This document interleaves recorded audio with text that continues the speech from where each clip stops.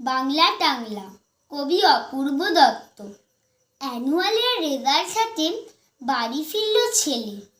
মা বলল, কোন পেপারে কত নাম্বার পেলে? হিস্ট্রিতে মম 84, ম্যাথসে 90। মা বলল, fantastic, just like a hero. সায়েন্সে dad not so fair, only 69। ইংরাজিতে জাস্ট 92, অল টুগেদার ফাইন। জিওগ্রাফির পেপারে তো 100-এ 100। ডুবিয়ে দিল বেঙ্গলিটাই, ভেরি পুয়ার গ্রেড। ছেলের মাথায় হাত রেখে মা ঠোঁট বেঁকিয়ে বলে, নেভার মাইন্ড, বেঙ্গলিটা না শিখলেও চলে।